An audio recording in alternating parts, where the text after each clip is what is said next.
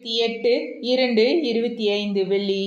பொதுக்காலம் 7ஆம் வாரம். முதல் வாசகம். நம்பிக்கைக்குரிய நண்பர்களுக்கு ஈடான செல்வம் எதுவும் இல்லை.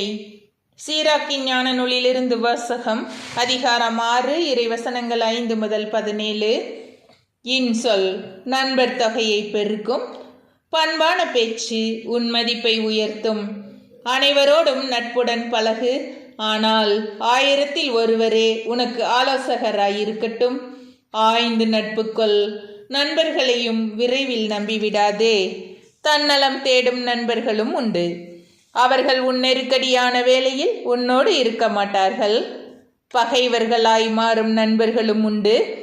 அவர்கள் உங்கள் பிணக்கை மற்றவர்களுக்கு வெளிப்படுத்தி உனக்கு இழிவை கொண்டு வருவார்கள். உன்னுடன் விருந்துண்ணும் நண்பர்களும் உண்டு. அவர்கள் உன் நெருக்கடியான வேளையில் உன்னோடு இருக்க மாட்டார்கள்.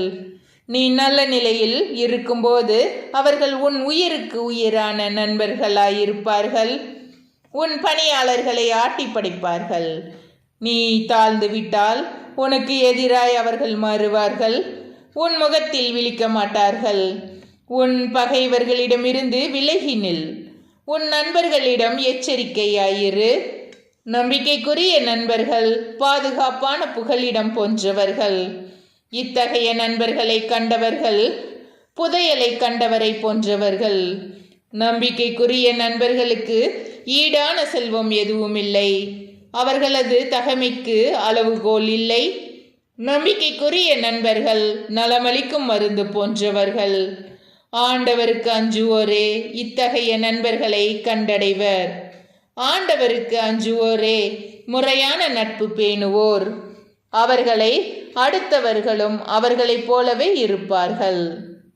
ஆண்டவரின் அருள்வாக்கு. இறைவா உமக்கு நன்றி.